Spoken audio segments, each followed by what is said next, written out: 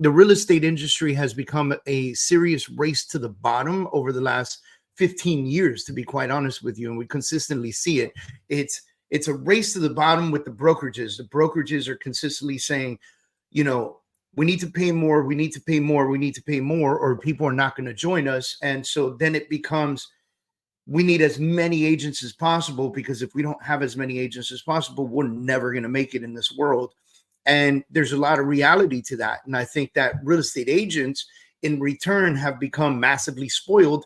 And now they want more. They want to get paid more. They want to have more access to technology. They want more CRMs. They want more connections. They want more leads. They want more, but they don't want to pay for it. Right? Kurz looking clean with his whole sales team. We ain't come to talk nonsense. It's all about the process and profits until we make $1 billion from deposits. He never slacked and teach him to take action. So far from whacking, never gave up his passion. Can't catch him lacking, dapper down on his fashion. He forever stacking, running up all the cash. Real estate mastermind. Check out his book, he gave us the blueprint. Really can't hate the grind. Put in the work, no making excuses. Quitting's a waste of time. You made it this far, don't make your life useless. Pull up and taste the wine. He got the flavor, mixing the juice. All right, welcome everybody to another episode of the Freedom Achiever Podcast. My name is David Adam Kurz, head coach and founder at the Freedom Organization. We're a coaching and consulting company, and we have the honor of bringing consistent Freedom Achievers to the table every single episode. People who are going to bring you knowledge from their lives, from their businesses, so that you can potentially change your life and business, step it up, take it to the next level, and find your freedom. Today, I have the great opportunity to have Tony Modrono with me. Tony's a high-level mortgage lender in our industry in Florida, and he's got 27 years of experience in the mortgage business, and that is going to help us understand a lot of what's happening in the industry, what has happened, where we are today, and why we are today. What's up, Tony? How you doing, sir? Going? How's it going, Adam? How's it going? Good, man. Listen, thank you for doing this with me. Thank you for having me. Absolutely. Okay, so I want to dig in with this. I want to dig into this with you because you've got 27 years of experience, and you mentioned something to me. You and I, you know, you've been in the industry longer than I have. I'm 19 years, so you literally have almost a decade over me, right? And so you've seen more markets than I have. I actually came in and I saw the great crash of the industry that we all remember in 2008, and many of us suffer PTSD from, right? So like, tell us a little bit. You said something between old school and new school and what's happening. I kind of want to tap into that with you. What are your thoughts of the way that real estate professionals, mortgage lenders, title, you know, realtors, what are your thoughts about the way that they are treating the shifts that are happening in the industry today and what they should be doing? Well, I mean, the problem with this, you know, old school. Like I said, I got in the industry in the mid '90s, and you know, a lot has changed. And I think that the new schoolers versus the old school, and I'll be the first one to tell you that it's been a problem for me personally to shift into that mind, in that state of mind, because you know, technology is. I mean, when I got into the industry, you used to have to get an original copy of a document, a copy, and then make copies of it, label it with tabs, put it in a two-hole puncher, put it in a document, send it FedEx or UPS or what have you, DHL at the time, and send it to whatever investor, and then they would underwrite it. You know, and that's obviously shifted to, you know, then everything was allowed through fax, and then now everything's allowed through email. Now everything's digital signature. So a lot of those shifts, I mean, as far as what real estate professionals, I mean, I think the old school real estate professionals that have been able to adapt have continued to have success. Some of the new guys, I mean, you know, I kind of like to tell people that, you know, some people ask me the difference, and not to get off track, but some people ask me, what's the difference between, again, a broker and a lender? And I tell them, sometimes I tell them, guys, when you get into the industry, however it is that you got into it and you learn is how you're going to adapt to it. So some people tell me, oh, what's the difference between a broker and a lender? And in this case, a real estate agency who provides, you know, 100% commission splits versus 90% commission splits, and what do they provide, and so on and so forth. On the mortgage side of it, which is what I can tell you, I have 100% knowledge of, I can tell you that when I got into the industry, I got into as a broker. Fast forward to 2010, I had no option but to adjust my state of mind and how I did business to a lender, and I was able to make the adjustment. I think some of the news, the new concept, in today's world of the broker shops, right now they're when a loan officer, a new loan officer gets into the industry and they learn as a broker, it's very difficult for them to make the adjustment to a lender. Why? Because the broker shop kind of just does everything for you, versus a lender, you're more of a hands-on individual, but obviously commissions are a little higher. So it's it's a give and take. Versus when you get into it as a lender to make that adjustment to a broker, it takes a little bit of adapting. And a lot of my loan officers, or some, have left the lending platform to the broker platform. And that broker platform, for them, it's worth it nowadays, just because, our industry, the lending side works on margins and the broker shop works on whatever the bank pays them. So I guess that's the give and take, that the lender versus the broker platform.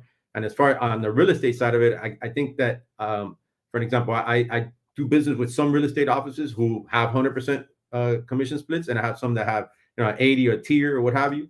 And I think that the ones that don't give the 100% give more, I say, technology assistance or what have you, versus the ones that are 100. I mean, I may be wrong, but I think that that's the way it works. I mean, I know some. Yeah, I know. There are some 100% shops out there that do offer a significant amount of support, but it's hard to do that because there's no money to support, right? Like if you don't make money, how can you provide a tremendous amount of support and free everything, right? And so, and I think the real estate industry has become a serious race to the bottom over the last 15 years, to be quite honest with you, and we consistently see it. It's a race to the bottom with the brokerages. The brokerages are consistently saying, we need to pay more, we need to pay more, we need to pay more, or people are not going to join us. And so then it becomes, we need as many agents as possible, because if we don't have as many agents as possible, we're never going to make it in this world. And there's a lot of reality to that. And I think that real estate agents in return have become massively spoiled. And now they want more. They want to get paid more. They want to have more access to technology. They want more CRMs. They want more connections. They want more leads. They want more, but they don't want to pay for it, right? And so I think a lot of people have forgotten the fact that they are that 1099 entrepreneurs, man. Like, you get into this industry, you're an entrepreneur, and entrepreneurship is not sitting around looking at somebody else saying, what can you do for me? Bro, it's funny you say that. You sound like me. I tell, we have 11 offices around South Florida, and I have a few in Orlando. We have one in Texas and one in New Jersey. Those guys, they're probably self-sufficient, but what you just said hit the nail right on the head. I tell loan officers, guys, why are you waiting for the processor to do the work? Yes, some processors are, the processors should assist you in getting the loan to the finish line a lot quicker. I get it. But a processor probably has 40, 50 files, okay, at any given time, maybe a little less in today's world, maybe 20, 30 files in today's world. If you get into this business, like you said, you're an entrepreneur, you're self-employed, you need to make that money. The processor has a commission and she's got a per file split. Now, who's going to make more money, you or the processor? You. So it's in your best interest to assist the processor in getting the documents. Yes, I understand what, the philosophy of some law officers. Oh, but if I'm in the office, I'm not making money. Well, you have 3 or 4 files. You should have enough time to get in the morning, come into the office, work on those files for an hour or 2, and then go do your thing and come back. So to me, being a professional is knowing the industry from point A to point Z. That makes you a better person, a better professional, a better, that helps you, that assists you. And when you go and knock on that realtor's door or that accountant's office and say, hey, this is what I bring to the table. And when you speak to those individuals, you have the knowledge of what you're doing, not just some paper pusher who did an application, gave it to the processor and wants to move on to the next. That's just being lazy. That's not being professional. Right. I agree with you 100% on that. Right. I mean, and so let me ask you a question. The guys that are in the industry for that, so oftentimes I'll get on stage and I'll say, if you've been in the industry for the last 10 years only, you only understand an ascending market, which means the market was where it was 10 years ago. And now every year since then, it has consistently gone up. Even now, where we have a slowdown in the market, it doesn't necessarily mean that prices have come down, right? So it's still sort of an ascending market, just a lot less business out there to take control of. How do you feel that some of the folks that have only been in the industry for the last year are going to be able to adapt to the new world we're in now? Again, that's set to be seen. I mean, I have no idea. I can tell you, me personally, like I said before, I've been able to adapt from, there was a slowdown in 98, which kind of, it was a double-edged sword for me, because in 98, when it slowed down, that mild recession during the Clinton years, it was a dot-com crash or what have you. So the stock market slowed down, lending got tight. Your average home was probably 150 to 180, 200. An expensive home was maybe 400,000. Rates were probably in the 8s and the 9s, which is, I mean, they're not that high now, but that market, I was able to adjust on that market. I wasn't doing that many loans, but I was getting by. Now I adapted to that market, that slowdown. But that market, that slowdown lasted about 7 or 8 months, which again, this is where I said it was a double-edged sword for me, because fast forward to 2008, since I went through it in 2098, I said, oh, this is going to last 7 or 8 months. No big deal. I've already been through this. I was able to adapt. And I kind of lived the same lifestyle that I had in 90, thinking that this was just going to be 7 or 8 months. So I said, oh, I'll live off my savings for a while. Everything's going to be fine. I'll continue to live my lifestyle, what have you. And then that was 2008, 2009 comes around, and I start getting phone calls from a lot of the investors who I would do loans with, or broker loans out to, the Fremont Mortgages of the world, the First Financials, the First Franklins, the Decision Ones, and Option One. And they all started calling me, hey, dude, we're shutting down. I'm sorry, we're shutting down. I mean, there was a website, Mortgage Inflow Meter, or what have you. And I would go on there every day, and banks were just shutting down. And I said, oh, this is not good. And again, just like a lot of people, I literally went bankrupt. I didn't file for bankruptcy, but I basically lost it all. But I kind of blamed that on the 98, because I saw what happened. It was only 7 or 8 months. 2008, I thought it was going to be 7 or 8 months, and it ended up being flipping around. And I, like they say, I got caught with my pants down. I had to turn in cars. I had to turn in a boat, the whole thing. And I lost it all. Pretty much, I probably had 20 in the bank at that time. And then I said, I sit down one day, and I told my wife, hey, my wife didn't work at the time. My wife said, you know what, I'll go back to work, what have you. On her own, I didn't ask her to. She hooked me up. She helped me out with that. And before this industry, I was a truck driver. So what I would do at night was I called the company I worked for, and I said, hey, do you have any special deliveries for me to do at night? And I'd work the mortgage business during the day. And then at nighttime, I'd go jump on an 18-wheeler, do some work, come, 4 in the morning, wake up in the morning, go back to the office, do my thing. And then I readjusted my thinking. I started doing reverse mortgages, which is basically the only type of business that was being done at the time. I mean, you would submit a loan to SunTrust Bank, and SunTrust would deny it. And it was a perfect client. So I think that you have to figure out that you're going to have to readjust your way of thinking, or prepare for the future. And in today's world, I think that, like when we were talking a little earlier, I think 2009, 2010 showed me that the success that I've had in the last 10 years is invest wisely. Don't do don't count your chickens before they hatch type of deal. A lot of newcomers do that. And I think that the newbies, that they need to understand that this can be pulled away from them really, really quick. And they need to, whatever they close, save. I live by my old man's philosophy. If you spend 70, save 30, so it's an aggressive ratio, but at the end of the day, you're still saving something. Some of these guys or some of the girls will go and they'll buy the Louis Vuitton purse, or they'll go and buy the Rolex watch with their first commission, and then the next commission, expecting the next commission to happen, and then it doesn't happen, and you're back square one. So I think the industry is changing. Again,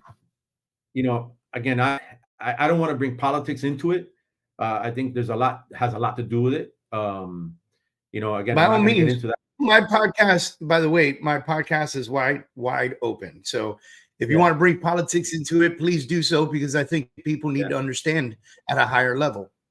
My personal opinion is that, look, like this whole inflation issue, again, I'm not, I don't have no major in finance, so I may be talking out of basis, but my personal opinion is that, the Federal Reserve wanting to get to a 2% floor while fuel is still super expensive is like asking to, somebody who's at 250 pounds wants to get to 200 pounds in the next month and is eating donuts every morning.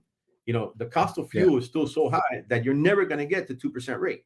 That's just, it's unheard of. And then the political aspect of it is, again, I'm not a conspiracy theorist, and I don't think they're manipulating it on purpose. I think they're doing what they need to do. If I would have been on, in front of the Fed, I would have adjusted, maybe instead of doing it 9 or 8 times like they did it last year, I would have maybe done it 5. I was always a big philosopher and say, hey guys, adjust the market, just increase the rate, but give it 3 or 4 months, give it a quarter to see how the market absorbs it. But just the increase, basically, like somebody who's sick, and then all of a sudden, I think it was on Fox News or CNBC, there was a strategist or a financial analyst that said something.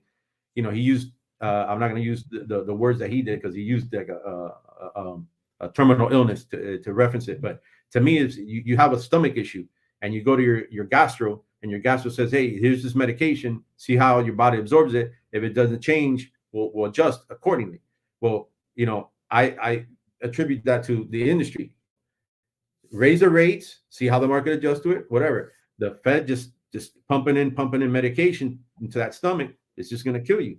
And that's exactly what they did. I mean, they've accomplished what they wanted to do, but I mean, it's gotten to a point where, the market's just, the rates are unattainable. I mean, I have a buddy of mine who wants to buy a place in the Florida Keys, and I just told him, hey, your rate's going to be, 7.25%. And he's flipping out. He's like, I can't afford that. And I'm like, brother, then, I'm gonna have to wait. So I think that's something that will hamper the real estate industry until market comes down. I mean, I do think the job report is manipulated. I do agree with that. I think, I listen to a lot of industry. I have a TV here in my office, and I listen to them all, not just Fox News, but Fox, CNBC, and MSNBC. And I look at their, subscribe to MBS Highway, and I listen to that pretty much every day. And a lot of my loan officers, I'll send out an email to all my branches, the branch managers in the morning, kind of like giving them an update, guys. It's, let's start the day floating, kind of like the same thing MBS does. And then if there's a rate alert for locking, I sent out the messages. But I personally think that we're still in it for a little bit of a rocky ride. I think perception has a lot to do with it. Perception becomes reality, and then the perception that you're gonna increase, that you're gonna drop rates. They were talking about, the market was hedging on March rate cut, and now it becomes June. Now, yesterday, Jerome Powell made some comments about it definitely being in June. So I don't know if they're doing that politically motivated because, the guy who's in the House needs votes or what have you. I don't know, but I can tell you that that's gonna get people off the fence and start buying. Because they know rates are gonna, or those people who want to refinance, who just bought, they're just looking for an opportunity to refinance. And I tell everybody, guys, rate shouldn't be an issue today. In today's world, rate shouldn't be an issue. You're gonna end up refinancing in a year from now. Like people, do I buy discount points? Don't buy discount points in this world, because you're gonna buy a discount point to do what? To refinance in 7 or 8 months or a year from now, losing the money. Yeah, it's a waste of money. Down. But it's a waste of money. In their mind, that's what they want to do. Right. It's a waste of money. It's almost like, stop worrying about the rate. A year from now, you're either going to do one or two things: be excited about the rate that you got, or you're going to refinance. Yeah, that's a great way to look at it. Yeah, because like it's the only way it could go. It's not going to be even from here to next year. We're not going to have the same exact rate next year that we have right now. It's either going to continue to go up, or it's going to come down some. But look, there's so many different pieces that a lot of people are missing, because they always blame the rate. And the problem is this: we still don't have enough inventory. And so even if the rate was 2.5%, and we got 1,000 trillion billion buyers ready to go qualify, you know, we could do loans at, you know, 400 credit score and your rate's going to be 2%. Like, you know, if we went super wild and created 50 different programs like we had in 2006, right? And had all this craziness happening, we would still not have inventory. And so that is inventory by itself is essentially the culprit for keeping prices where they are too, right? So people are complaining about home prices, but if we don't build more, there's nothing we can do about home prices. Yeah, I mean, but also the rate, if the rates drop, like for an example, I can give you my personal opinion, or my personal way of thinking. I would consider selling my home and buying a new home, but I'm never going to get the rate that I got at my home right now. So for me, it has to be a massive deal. It's got to be, I mean, a life-changing deal for me to make that move. Because it's not going to, to me, it's going to be an upgrade, but it might be a lateral move because now my rate's probably going to be somewhere in the, you know, mid sevens versus, you know, I've got a 1.875 on a 15-year fix from back in doing it in 2021. So I'm where do you go? Where do you go? You know, I'm not going to go anywhere. I can't, you know. Listen, so, I have a VA loan at 2 3/4. I'm not going anywhere. So like you said, it would have to be a life-changing experience. Exactly. It has to be a massive deal. I mean, it has to be, you know, I'm going to get 10 acres in Wellington for, you know, $1 million, you know, on a 4th. I mean, something unheard of. That's something that you would sacrifice the rate to be able to jump onto that property. But I believe that inventory has, you know, rates have a lot to do with inventory. I mean, I believe that if rates would come down, in my personal opinion, again, I've been in the industry for a while, I think that a healthy rate is between a 4.5% and a 6%. I think that in that realm, you're going to have a healthy market. You're going to have a stable market. It's affordable. Obviously, if you're buying a house that's $5 million at a 4% rate, you know, or at a 5% rate, you know, you got to be making the money to buy that. But the average individual with a rate of 4% to 6% on a home that's between $600,000, I think that in today's world that's manageable, and I think that that's where the rates should be, and hopefully they'll get down to that point. You know, I personally don't think that, at least in my lifetime, that we'll see a 2% rate again, unless there's some kind of catastrophic event that happens again. I don't think so either. I don't think so either. I hope it doesn't happen, but I don't think so either. And here's the thing, though. Again, even if we brought the rate down to a healthy rate, if we were 4.5%, 5%, what you consider to be a healthy rate with your experience, in my experience, I'm still facing an inventory issue. So even if I had more buyers, I still don't have enough property to sell them.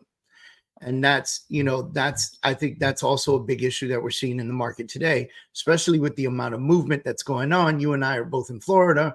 Florida is an attractive place to be for a lot of people from the Northeast, from the West, right? So we've got everybody from Californians to New Yorkers moving down to Florida for a safe haven, right? So, you know, we've got the weather, we've got the tax breaks, we've got, you know, the sexiness of Miami, like Florida. We've got the beaches, we've got the water, we've got the Caribbean. We're a hub to the north, we're a hub to the south. Like, there's so much that Florida and South Florida specifically bring to the table, and we don't have enough space. We don't have enough space, and you know, and they're not going to let us go into the Everglades and start building out the Everglades. So we just don't have enough space. I will tell you that, you know, I have an officer, like I said, in Orlando, and the gentleman who runs it actually lives out in Davenport. And I've seen a healthy influx of people moving out of South Florida, even with the low rate that they have a low rate. They're just selling their home, pocketing the money, and moving to Sebring, Florida, or whatever. I mean, they're older, obviously. I mean, I got folks moving to Texas. I got folks leaving Florida in general. Yeah, 100%. I mean, one of our offices, like I told you, we're licensed in Texas. One of our offices has a couple loan officers working out of in a hub in Texas, actually in Houston. And last month, I think we closed like 6 loans out of that office. And it's people who, I think out of the 6, I think 2 of them were from Miami who moved up there. A lot of them are from California moving to Texas and Austin. I believe it was Austin. But he even here, people moving. We did a loan for a client that some of the other lenders I didn't want to do it because they didn't believe that the commute was going to be plausible for the underwriter, and we were able to do it. The guy he sold his home here. He moved to Lehigh Acres, and he's going to commute from Lehigh to his job in Miami Lakes every day. And I think the people are sacrificing the commute in order to have a better. I mean, the taxes are a little less, the insurance is a lot less, and the house he pretty much bought the house cash. So, go figure. They're making the move, the necessary move to be able to get out. It's survival. It's survival at this point, right? Like our prices and our cost of living here is it pales to what it costs to live in New York and what the taxes are in New York. So a New Yorker comes here and goes, "This is freaking great." Right. Yeah. But the Floridian that's been here for years and years and years looks at this and goes, "Huh, maybe I go to Texas." Right. Like, it's just really different. I had a situation. I was in Texas not long ago, and I happened to be a partner in a title company, and we launched in Texas recently. Yeah. So I was taking out some potential future clients, realtors, out to dinner. We had a table of like 12, ate steak, drank scotch, like had a great night. And the bill came, Tony, it was $450. And there were 12 of us, right? And I remember leaving that dinner and calling my wife, and I go, "Babe, I can't even take you out to dinner for $400 in Miami." You know what I mean? Like, right. I just took 12 people out to dinner for $400. Like, this is insane. The cost of living is just so different, Yeah. And I was, looking at property over there in San Antonio. You could rent. I'm just looking at a rental so people can grasp it. But you could rent a 3-bedroom condo in a 4-story building in a really nice location, close to shopping centers, schools, and everything else for like $2,200 a month. An efficiency in the back of somebody's house with no kitchen in South Florida is running you $1,500 a month. 100%. Yeah. Okay. I mean, trust me. I know it. I mean, my old man still lives there in Hialeah, and I pay his taxes. I mean, his retirement is like $1,100 a month. Who can live on $1,100 a month? So the house is pretty clear, but I got to pay his insurance. He wants to have insurance, old school. I got to have insurance. And you don't need it. So you got to move to another country with that type of retirement. Yeah. So trust me, I know how it is. I can definitely agree with that. But yeah, man, this industry, it's shifting. I think technology. I'm old school. I mentioned that a little earlier today. I'm old school. I haven't been able to adapt yet to the technology aspect, like the whole AI and the chat GPT and stuff like that. And I got to get with it. I actually hired a loan officer today. He's got an IT background, and he happened not to be here today. If not, we wouldn't have had the communication issues that we had earlier. But he was showing us some stuff that we can do, and it's interesting. And we're corporately owned out of Maryland, and I have the corporate guys coming down, and I told guys, hey, we need to get with it with this AI stuff, because that's the future, and we might as well jump in front of it before we get caught behind. But I don't have much information on that, because like I said, I'm old school. I don't know much about it. Of course, but I know we got to get with it. There's a podcast that I did with Pavan Agarwal, who's the CEO of SunWest, and he's also the founder of a company called Celligence. He created a program called Angel AI. I'll share the information with you so you can check it out, and I think you'll really bug out on that. I think you'll enjoy it. Okay.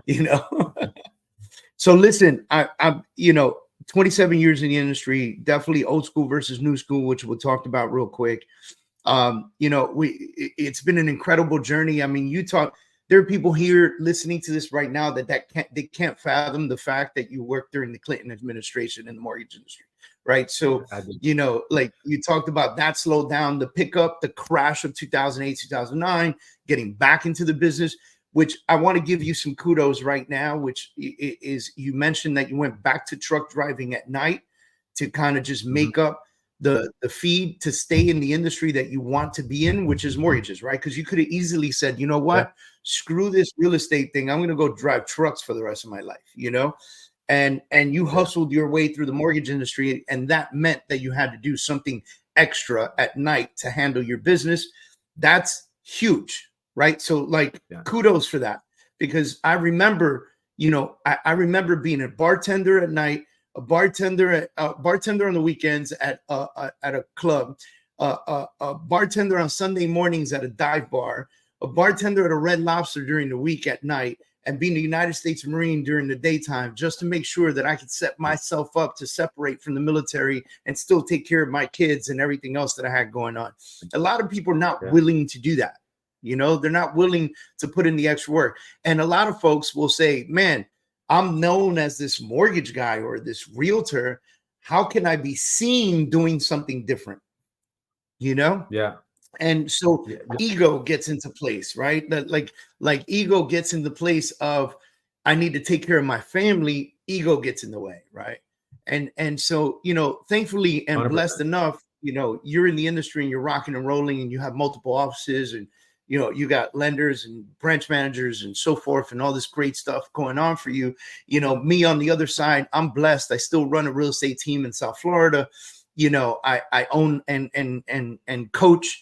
I've coached thousands of real estate professionals over 10 years. Like this is, I have this great opportunity in front of me, and I'm a partner in a title company. So my eggs are not all in one basket, but I'm capable of running each and every individual piece of my businesses as they need to be see fit. I think that's where people need to start paying attention. People need to start paying attention to the fact that they need to diversify. They need to tie into things that are closely attract to their businesses. Because if you listen to every piece of the business that I tell you, coaching, title, real estate sales, they all tie in together somehow, right? They're all kind of feeding off each other one way or another, and I do have some hiccups. Some people won't hire me as their coach because I do real estate full time still. Cool. Yeah. No worries, because there's 1.9 million realtors in the country, and God knows how many mortgage lenders that I can coach. I don't need to work with everybody, Yeah.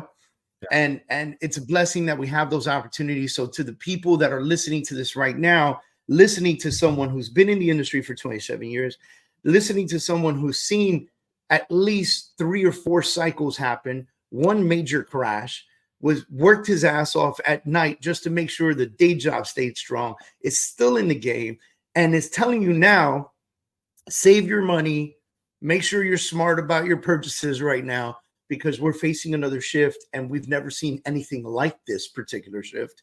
Just it's not the same as 2008 crash, but it's the same in the fact that we are experiencing something new. Because we can always understand inflation and ups and downs. We're experiencing something new. And the thing is that we have interest rates going up and down. We have a very odd administration in place, and we have low inventory across the board. And we have added to that, we have technology giving people the opportunity to work from anywhere they want to work. Therefore, there's a lot more movement around the country. And so people, there are Wall Street guys that don't need to go into the office anymore that go, hey, I'm moving to South Florida. I can work from my computer at home, right? We live in this world now where COVID has taught us that we don't need to go into the office. And so we're seeing all this craziness happening, and we're seeing all this, like COVID was a big push for the real estate industry. A lot of people made money during that time. Now we're starting to drop back down. People are going, oh my God, we slowed down so much. And I'm going, maybe we're just facing normality. Yeah, it's definitely a shift. I mean, it's those up and downs. And you said something that It's true. This is a lot of people, a lot of borrowers ask you, is